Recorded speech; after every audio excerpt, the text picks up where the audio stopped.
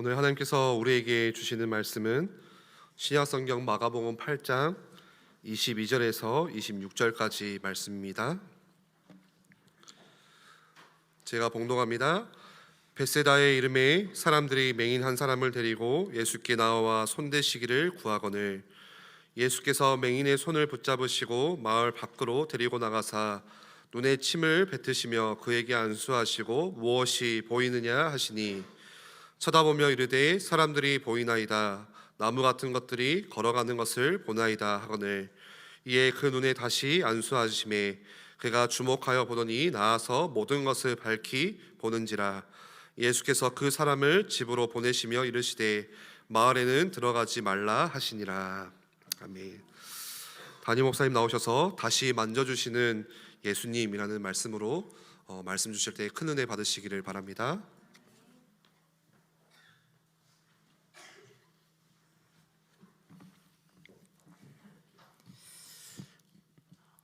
오늘 앞에 보니까 이렇게 꽃들이 많이 있는데요.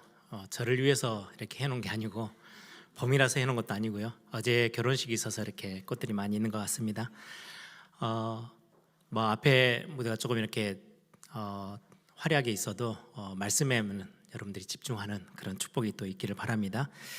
우리 옆에 앞뒤 좌우 한번 보시면서 인사하십시다. 예수님은 우리를 사랑하십니다. 우리 한 번 더 고백합니다. 주님은 우리를 끝까지 사랑하십니다. 우리를 사랑하시는데 최고의 사랑을 주시기도 하지만 우리를 끝까지 사랑하십니다. 여러분들 저도 이제 예전에 한번 들은 적이 있는데요. 중국 극동 지역에 대나무가 하나 있는데요. 거기는 조금 다른 대나무들하고 좀 다르게 자라는 모습이 좀 특징이 있다고 그래요. 씨를 뿌리면 한 4년 정도까지는 거의 자람이 없이 죽순이라고 그러죠. 이렇게 한 3cm 정도밖에 4년 내내 올라온 게 그 정도밖에 안 된대요.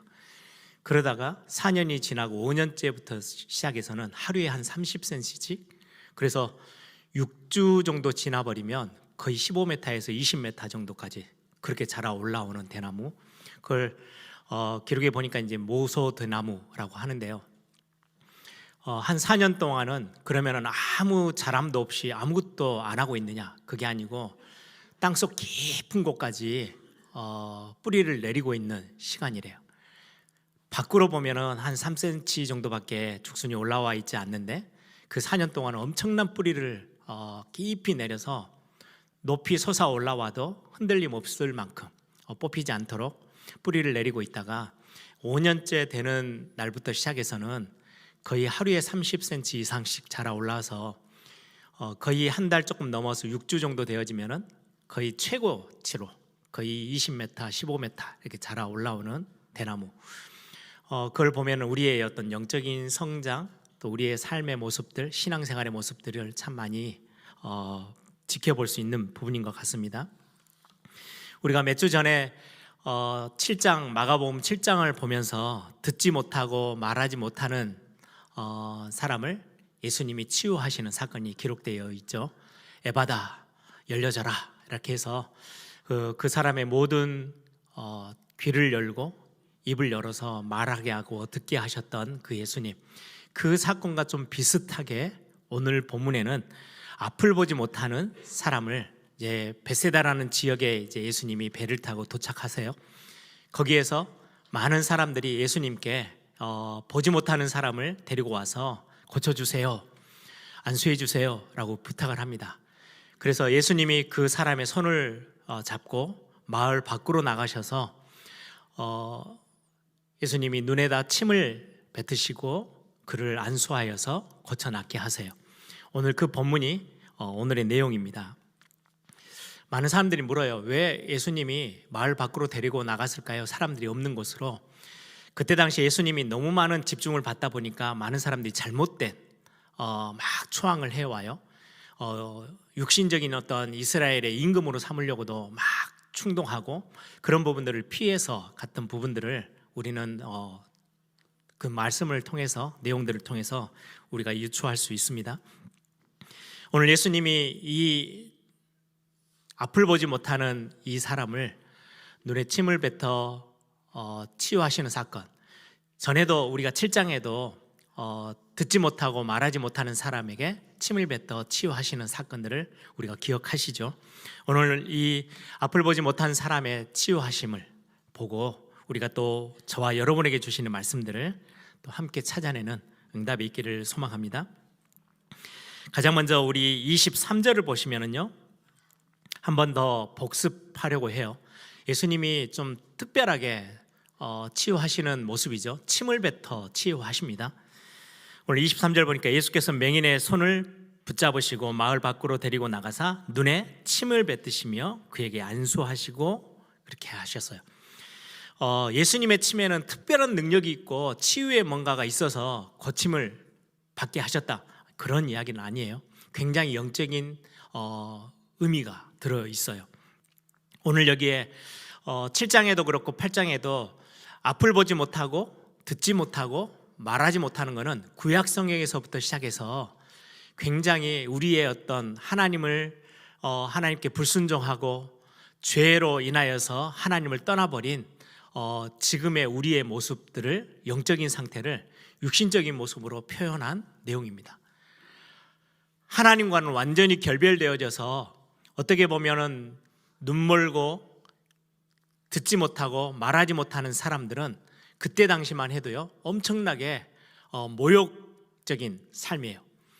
하나님께 버림받은 사람, 하나님께 저주받은 사람,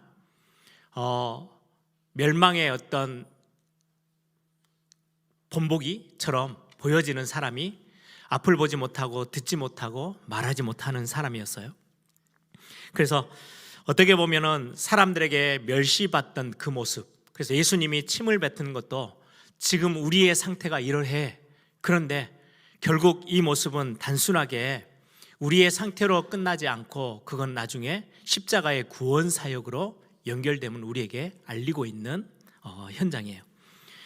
눈멀고 듣지 못하고 말하지 못하는 그 상태는 죄인된 우리의 정확하게 표현되어지고 있는 영적 상태예요. 미래가 보이지 않아요. 그래서 불안해하고 답답해하고, 그래서 우상숭배하고, 그래서 점치고 굿하고 부적 껴안고 사는 거예요. 왜? 앞을 못 봐요. 보이지를 않아요. 한 걸음도 나아가지는 못해서 어찌할 바를 몰라 있는, 하나님 떠나 있는 죄인된 사람들의 모습들, 스스로는 한 발자국도 혼자서 갈 수 없는 상태. 앞을 보지 못하니까 사람들이 옆에서 부축을 하고 길을 인도해 줘야만 앞으로 나아갈 수 있는 거죠. 스스로는 움직일 수 없는 사람, 삶 자체가 고통의 연속인 거죠.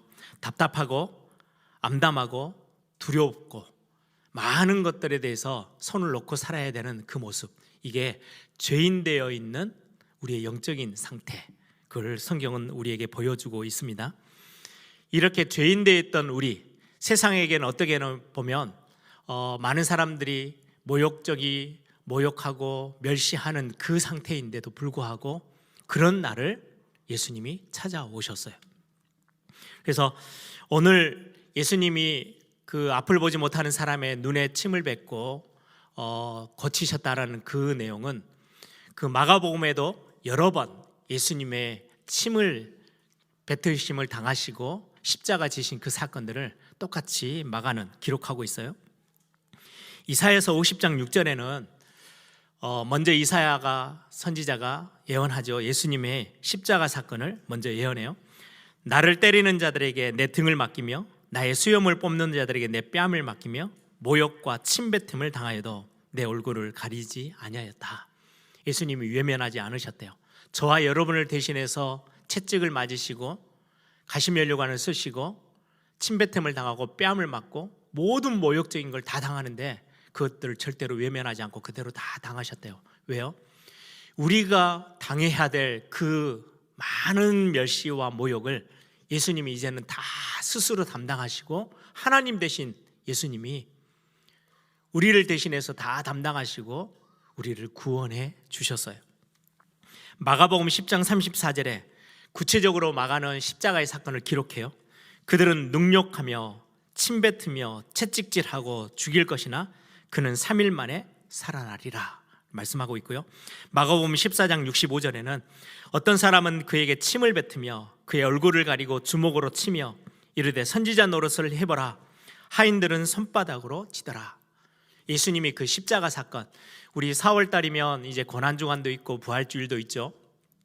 그 고난주간에 당하셨던 일들이에요. 마가복음 15장 19절에는 갈대로 그 머리를 치고, 굉장히 모욕적인 행동이에요. 침을 뱉으며 꿇어 절하더라. 침 뱉어놓고 갈대로 막 머리를 막 때리고, 그리고는 그 사람들이요 무릎 꿇어서 절을 해요. 무슨 말이에요? 엄청 멸시하는 거예요. 너가 왕이라며, 유대인의 왕이라며, 그러면서 침 뱉고 때리고 뺨 때리고 그렇게 해놓고는요, 너가 왕이니까 우리의 절을 받으래? 완전 무시하고 멸시하고 했던 그 모습. 아니, 우리를 창조하신 그 하나님이 왜 이런 어떤 모욕을 당하여야 해요? 우리를 대신해서요. 나를 대신해서. 그래서 우리에게 회복의 복음, 치유의 복음, 위로의 복음을 우리에게 허락하시는 거예요. 죄인된 나를 위해서 침뱉음을 받으시고 십자가에 죽어주심으로 우리를 저주 상태에서 대신해서 모든 저주를 담당하시고 우리를 구원하셨어요. 그래서 이사야 선지자는 말씀합니다. 이사야 35장 5절 6절에 그때 맹인이 눈이 밝아질 것이고 못 듣는 사람의 귀가 열릴 것이며 그때 저는 자는, 걷지 못하는 자는 사슴같이 뛸 것이며 말 못하는 자의 혀는 노래하리라.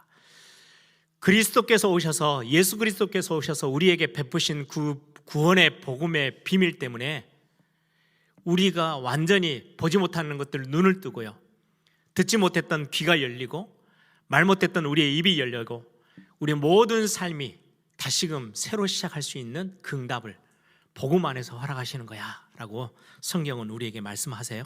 그래서 오늘 본문을 보면서 야, 그렇지, 예수님의 십자가 사건, 이 사건으로 인해서 우리가 완전 회복되어지고 새롭게 치유되어지는 응답을 누린 거지. 여러분들이 다시 한번 그리스도의 십자가의 그 죽으심, 그리고 우리를 위해서 그리스도 되심을 증거하기 위해서 부활하심, 그리고는 지금도 우리를 위해서 기도하고 중보하고 계시는 그 예수 그리스도를 다시금 바라보는 그런 축복의 날이 되기를 바랍니다. 오늘 25절에 보면 우리 오늘 제목이죠. 다시 만져주시는 예수님. 오늘 본문의 핵심 내용입니다.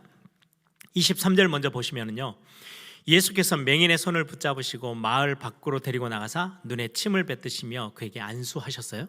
이제 첫 번째 안수하신 거예요. 다른 사건하고 좀 다르게 예수님의 치유의 것들이 조금 독특하게 오늘 진행되어져요. 침을 뱉고 그의 눈에 안수하셨더니, 그리고는 말씀하셔요. 무엇이 보이느냐라고 물어요. 그랬더니 그 사람이 말합니다. 쳐다보며 이르되 사람들이 보이나이다. 나무 같은 것들이 걸어가는 것이 보이나이다. 이 구절을 보면 이 사람이 나면서부터 보지 못했던 건 아닌 것 같아요. 사물을 보고 나무가 어떻게 생겼는지를 대충 아는 것 보니까 무슨 사고로 앞을 보지 못한 사람인 것 같아요. 처음에 안수를 하셨더니, 그랬더니 그 사람이 무엇이 보이느냐라고 물어봤더니요, 사람이 보이는데 나무 같은 것들이 걸어가는 모습으로 희미하게, 아직 완전히 다 밝아진 게 아니에요. 희미하게 보이는 그 모습을 보고 예수님이 다시 한번 안수하세요. 그게 25절이에요. 이에 그 눈에 다시 안수하심에 그가 주목하여 보더니 나아서 모든 것을 밝히 보는지라. 이 두 단계를 통해서 예수님이 이 앞을 보지 못하는 사람을 치유하세요. 보통은 그냥 그 귀먹고 또 말 못하는 사람에게도 안수했더니요, 바로 듣게 되고 말을 하게 됐죠. 즉시로 나았던 부분이 많아요. 죽어있던 소녀에게 달리다 굼 하고 손을 잡고 일으키시니까요, 죽었던 소녀가 곧바로 일어났어요. 이렇게 즉시로 치유되어지는 사건들이 참 많아요. 그런데 오늘은 즉시가 아니고 점진적으로 치유되어지는 모습을 우리에게 보여주세요. 그래서 예수님의 치유 방법을 보면 획일적이지를 않아요. 딱 하나의 방법으로만 가지 않고요, 이 사람에게는 이런 방법으로, 저 사람에게는 저런 방법으로, 어떨 때는 침을 뱉어서 안수하시기도 하시고요, 어떨 때는 손을 잡아주시기도 하시고 어떨 때는 말씀으로 그냥 치유하시기도 하시고 여러 예수님의 치유하시고 고치시는 방법들이 딱 하나로 정해져 있지 않아요. 획일적이지 않고 여러 대상들에 따라서 달라져요. 오늘은 굉장히 안수를 2번 해주시면서 점진적으로 치유되어지는 모습을 우리에게 보여주십니다. 시간표가 다 달랐어요. 어떤 사람에게 즉시로, 어떤 사람에게 좀 천천히, 어떤 사람에게는요 문둥병이 걸려있는 사람에게 예수님이 말씀하세요. 너의 몸을 가지고 제사장에 가서 보여. 아니 안수를 해주시든지 아니면 치유하고 가야 되는데요, 아니에요. 그냥 가서 보이래요. 그래서 걸어가는 동안에 제사장 앞에 딱 섰더니요 이미 다 치유가 되셨어요. 그렇게 치유의 모든 방법들이, 예수님의 방법들이 여러 방법들로 접근하셔서 보여주셨어요. 오늘 앞을 보지 못하는 사람은 단계 이렇게 조금씩 처음에는 희미하게 보였던 게 나중에는 완전히 밝히 보게 됐다고 성경은 말씀하고 있죠. 어떻게 보면 이 본문은요 제자들이 변화되어지는 모습을 보여주기도 해요. 예수님의 제자들이 처음에는 완전 하나님과 상관없는 삶을 살고 있다가 예수님이 부르셔서 제자로 삼으셨죠. 그리고는 공생의 기간 동안에 같이 해요. 수많은 기적들을 맛보고 예수님의 말씀을 듣고 많은 부분에 깨달음을 갖기는 하지만 확 변화되질 않아요. 여러분들 계속해서 마가복음 보면서 풍랑을 만났을 때 흔들리고 불신앙하고 막 주저앉는 모습들, 예수님이 어마어마한 사람들에게 떡을 떼서 나눠줄 때 막 자기들이 엄청난 기적을 맛봤던 사람이 얼마 뒤에는 또 돌아서서요 또다시 불신앙하고 있고 또 걱정하고 있는 모습들을 제자들의 모습을 통해서 계속해서 반복되는 모습으로 성경은 보여주고 있어요. 그러다가 점점 눈이, 영적인 눈이 열리는 거죠. 예수님이 누구신지를 점점 알게 되어져요. 오늘 본문 바로 뒤에 우리가 너무나도 잘 알고 있는 베드로에게 질문하는 내용이 나와요. 너희들은 나를 누구라 하느냐? 그때서 베드로가 주는 그리스도시요 살아계신 하나님의 아들이십니다 고백해요. 어마어마하게 눈이 뜨인 거죠. 야, 예수님이 구약 내내 약속하셨던, 언약하셨던 그리스도 메시아구나 라는 걸 고백하는 거예요. 그리고 나서 안 흔들렸어요? 아니에요. 또 흔들렸어요. 예수님의 십자가 사건 앞에 예수님을 부인하고 아예 예수님을 떠나서 이제 도망가 버렸어요. 다 실망하고 이제는 두 손 두 발 다 놔버리고 우리는 이제 끝났네. 아니 얼마 전까지만 해도 주는 그리스도시요 살아계신 하나님의 아들이십니다. 오늘 지금 이 사건들은 예수님과 공생의 기간이 지금 2년이 훨씬 넘어가요. 마지막 3년을 향해서 가고 있는 시점이에요. 그럼에도 불구하고 아직까지도 뭔가 아주 선명하게 영적으로 눈이 열려서 모든 걸 다 보게 됐던 시간표는 아니었어요. 이렇게 제자들의 어떤 깨달아 나가는 시간표도 오늘 앞을 보지 못하는 사람의 치유하는 방법에 그대로 연결이 되어져요. 제자들이 언제 밝히 보게 되어졌어요?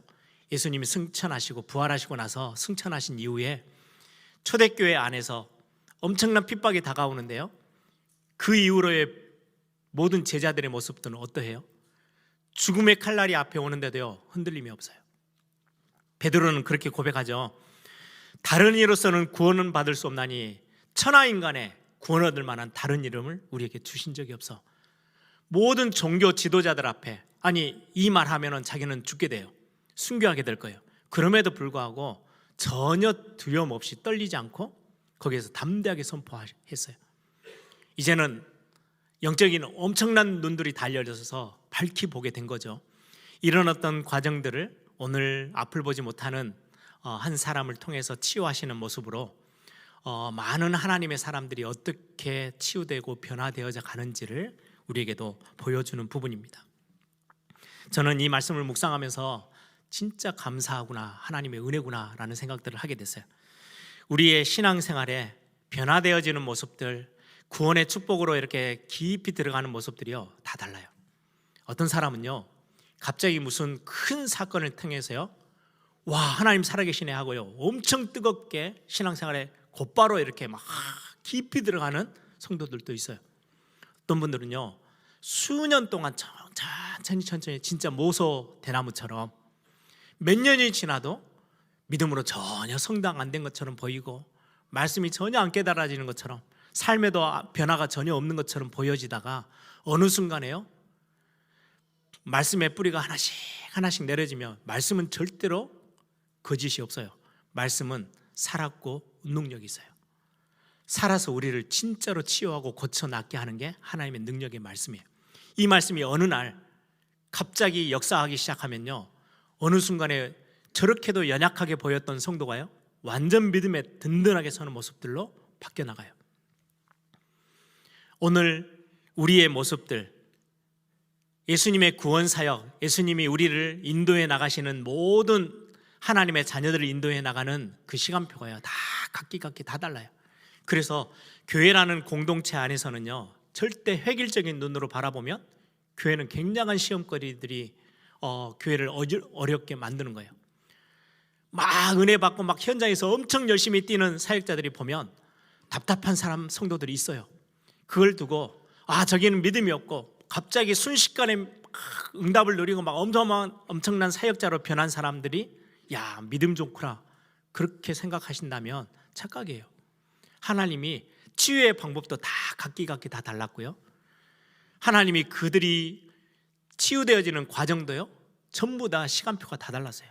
즉시로 고쳐 낫게 하시는 분들도 있고, 아니면 점진적으로 치유하시는 예수님의 방법들이 있었어요.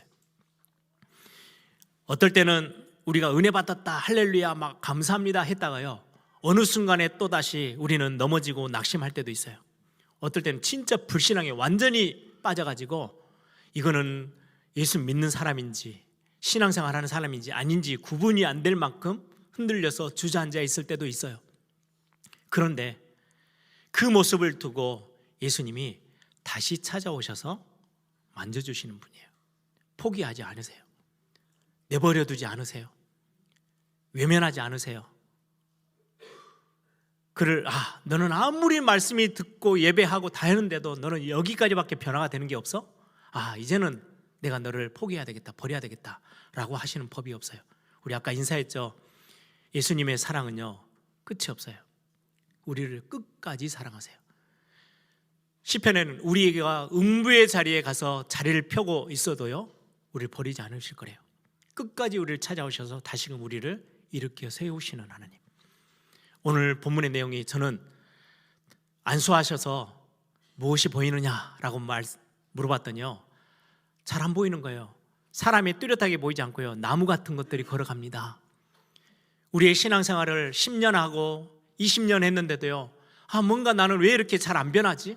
왜 나는 이렇게 잘 안 깨달아지지? 그렇다고 해서 하나님이 우리를 버리시는 법은 없어요. 우리를 끝까지 사랑하세요. 우리가 잘 안 되어질 때, 뭔가 영적으로 희미해져 있을 때도요, 다시금 찾아오셔서 다시금 어루만지시고 우리를 만져주시는 예수님의 사랑, 그 은혜. 우리는 수년 동안 신앙생활하고 그렇게도 많은 말씀을 들었는데 왜 나는 이렇게도 잘 안 될까요? 나는 왜 이렇게 잘 안 깨달아질까요? 아니에요. 하나님이 시간표들을 하나씩 진행하고 계세요. 우리는 신앙생활하면서 자꾸 너는 왜 그 정도밖에 못해? 나는 굉장히 잘하는 것처럼 저 사람 왜 이렇게 더디지? 왜 저 사람 저렇게 느리지? 아니에요.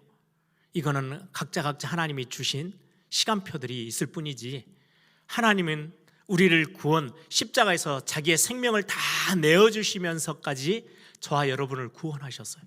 그 구원은 끝까지 우리를 책임지시는 거예요. 끝까지 우리를 사랑하세요.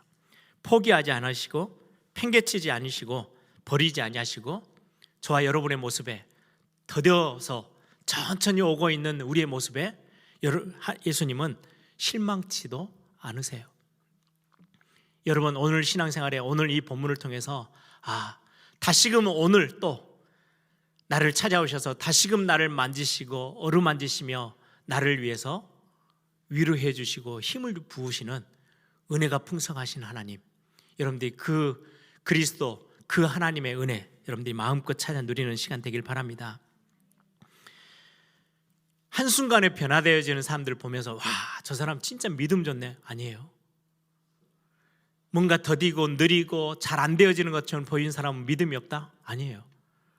하나님이 각자를 두고 시간표를 달리 두고 있을 뿐이지, 어느 순간에는 이 모소 대나무처럼 저 깊이까지 뿌리 내릴 때까지 하나님이 지켜보고 지켜서 붙잡고 계시는 성도들도 있어요. 그래서 우리가 교회라는 공동체 안에서는요, 함부로 판단하거나 함부로 우리가 생각하면 안 되는 거예요. 하나님은 어떤 방법을 가지고 어떻게 인도하고 계시는지는 우리가 알 수가 없어요.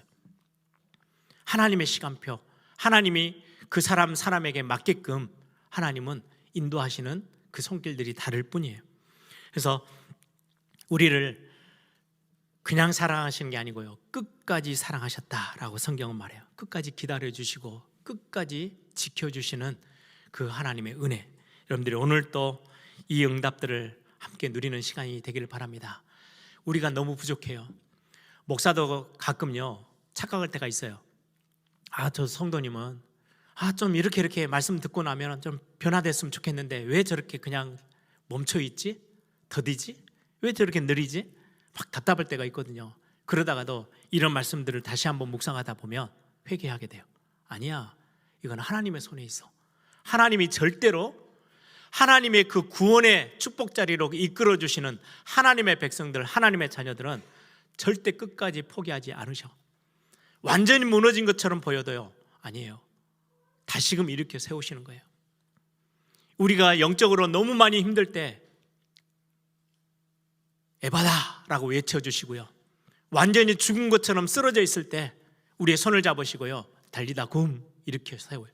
다시 일어나, 괜찮아. 우리의 모든 상황들을 아시고 우리의 형편과 처지와 우리의 영적인 상태, 우리의 삶의 모습들을 아시고 그 모습에 예수님이 실망하고 포기하시고 외면하시는 하나님이 절대로 아니심을 오늘 본문을 통해서도 우리는 확인하게 됩니다.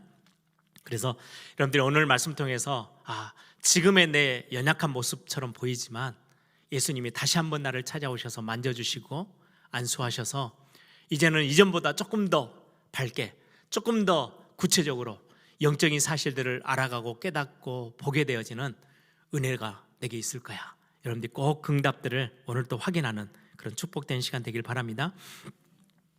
오늘 마지막 23절, 25절 한번 보세요. 예수님이 맹인의 손을 붙잡고 마을 밖으로 데리고 나가셔서 안수해 주세요. 그리고는 오늘 25절에 이제 밝히 보고 나니까 하시는 말씀이에요. 25절, 26절. 그의 눈에 다시 안수하심에 그가 주목하여 보더니 나아가서 모든 것을 밝히 보는지라. 그리고는 26절 예수님이 그에게 하시는 말씀이에요. 예수께서 그 사람을 집으로 보내시며 이르시되 마을에는 들어가지 마라. 마을에서 일부러 밖으로 빼내시더니 다 고치시고 나서는요, 그 마을로는 다시 들어가지 말래요. 이게 무슨 말씀이에요? 마을은 그가 엄청나게 멸시받고 저주받았던 수많은 고통과 어려웠던 자기의 과거가 실려있는 현장이에요. 영적으로 보면 이전에 우리가 저주받았던 그 삶의 현장으로 다시금 돌아가지 마라고 예수님이 말씀하시는 거예요. 옛 영적인 자리로는 돌아가지 마라 라고 말씀하셔요. 하나님을 거역하고 불순종하고 불신앙했던 그 자리, 창세기 3장에 사단에게 속아서 스스로 타락해버렸죠. 어떻게 해요? 너가 하나님처럼 될 수 있어. 그 말을 진짜인 것처럼 속아가지고요, 인생 자체가요, 내가 주인인 것처럼, 내가 하나님인 것처럼 내 인생을 이렇게 저렇게 열심히 살아가 보려고, 성공시켜 보려고, 뭔가 좀 더 잘 살아보려고 예를 쓰고 살아가는 그 현장으로는 다시금 돌아가지 마. 너 이제 영적인 눈 열렸잖아. 복음이 뭔지 알잖아. 하나님의 역사가 무엇인지 알잖아. 하나님이 어떤 분인지를 알게 됐잖아. 이제는 과거 너가 막 노력하고 애썼던 그 현장으로, 과거 그 상태로는 돌아가지 마라고 예수님이 말씀하시는 거예요. 우리가 주인 됐던 그 자리, 여러분들의 가정의 주인이 누구세요? 우리가 아니에요. 가정은 우리가 하나님 앞에 받은 선물이에요. 어제도 결혼식 하면서 주례 중에요, 하나님이 짝지어 주신 것, 그건 하나님이 직접 가정을 만들어 주셨다는 거예요. 그 축복들을 가지고 우리 가정 연약하지만 하나님이 주인이지. 내 자녀들 우리가 낳았고 우리가 키우는 것처럼 보이지만 아니야. 내 자녀의 인생 자체가 하나님의 손에 있어. 하나님이 주인이셔. 우리의 산업도, 우리의 삶도, 우리의 건강도 하나님의 손에 달려 있는 거예요. 그래서 다시 내가 주인인 것처럼 내가 막 몸부림치고 막 어마어마하게 애를 써야 되는 그 자리로 돌아가지 말고 하나님께 맡겨라고 우리에게 메시지 해주시는 거예요. 교회라는 단어가 에클레시아, 밖으로 불러냈어요. 이제는 더 이상 저주의 자리에 있지 말라고, 하나님과 상관없는 자리에 머물러 있지 말라고 우리를 불러내어서 하나님에 대해서 깨닫게 하고 알게 하고 하나님의 구원의 은혜를 마음껏 누리도록 교회라는 공동체로 우리를 불러주셨어요. 이스라엘 백성들이 애굽에서 400년 넘게 종노릇하던 이스라엘 백성들을 불러내셨죠. 홍해를 건너고 출애굽시켜 주셨어요. 그런데 광야 가는 길에 이스라엘 백성들이 얼마나 많은 시간 동안 부르짖었는지 아세요? 다시 애굽으로 가겠다고. 아니 지금 먹을 게 없고 목이 마르고 우리는 너무 힘들어. 다시 애굽으로 돌아가자.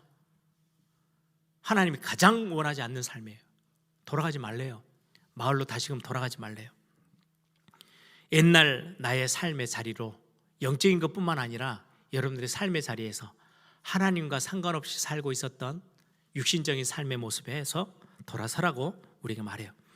앞을 보지 못하니까 이 사람은요, 사람을 의지하고 손을 붙잡고 살아왔겠죠. 한 걸음을 가더라도 사람 의지하고 살던 그 삶 의지하지 말고 이제는 그 자리로 가지 말고 하나님을 의지해라고 우리에게 말씀하고 있어요.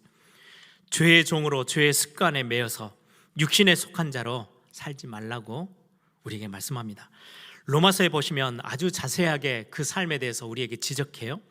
로마서 8장 2절에 그리스도 예수 안에서 생명의 성령의 법이 죄와 사망의 법에서 너를 완전 해방했어. 더 이상 죄와 사망의 법에 매여 있지 마라고 우리에게 말씀하시죠. 로마서 6장 6절에요. 우리가 알거니와 우리의 옛사람이 예수와 함께 십자가에 못 박힌 것은 죄의 몸이 죽어 다시는 우리가 죄에게 종노릇하지 아니하려 합니다. 죄의 종노릇하는 그 자리로 돌아가지 마. 이미 너는 완전히 이제는 해방되어져서 죄의 종이 아니야. 하나님의 사람이야 라고 말씀해요. 로마서 6장 12절에 너희는 죄가 너희 죽을 몸을 지배하지 못하게 하여 몸의 사욕에 순종하지 말라. 몸의 욕심에, 육신적인 욕심에 끌려다니지 마라고 우리에게 말씀해요. 로마서 8장 8절 육신에 있는 자들은 하나님을 기쁘시게 할 수 없어. 육신에 속한 자, 육신적인 것들만, 육적인 것들만 막 쫓아 사는 사람은 하나님을 기쁘게 할 수 없어. 그래서 로마서 8장 12절에 형제들아 우리가 빚진 자로 돼 육신에게 져서 육신대로 살 것이 아니니라. 그러면 어떻게 하면 됩니까? 하나님의 은혜의 자리로 매일매일 조금씩이라도 나아가세요. 하나님의 은혜를 사모하세요. 은혜라는 단어는요, 시작점이 나에게 있지 않아요. 나로부터 시작되어지는 것은 은혜가 아니에요. 은혜는요, 하나님께서부터 시작해서 내게 오는 거예요. 내 모습과는 아무 상관이 없어요. 내가 깨어져 있든 내가 부러져 있든 내가 망가져 있든 더럽혀져 있든 상관없이 하나님으로부터 시작해서 내게 임하는 것, 그걸 보고 은혜라고 해요. 나로부터 시작해서 하나님께로 가는 게 아니고요, 하나님께로부터 시작돼서 내게로 내려주는 것, 그걸 보고 은혜라고 해요. 우리는 존귀한 하나님의 자녀들이에요. 그래서 오늘도 여러분들이 마음껏 다시금 여러분들을 새롭게 만져주시고 회복시키시고 치유하시는 그 하나님의 손길을 맛보고, 또 오늘도 우리가 믿음의 결단들을 하시길 바랍니다. 내가 다시금 예전의 내 삶, 하나님과 상관없이 살던 그 삶, 영적으로 우리가 깨닫지 못하고 육신적인 것에 잡혀서 죄의 종 노릇하던 그 자리로는 돌아가지 않아야 되겠다. 우리가 세상 가운데 이렇게 저렇게 치이고 살던 그 현장으로는 가지 않고 이제는 하나님만을 바라보고 하나님이 주시는 은혜의 자리 안에 더 머물러 있어야 되겠다. 오늘 예수님의 이 앞을 보지 못하는 사람을 치유하시는 이 현장을 통해서 저와 여러분에게 주시는 메시지를 붙잡고 이번 한 주 여러분들이 진짜 응답과 또 힘을 얻는 그런 축복된 시간 되기를 소망합니다.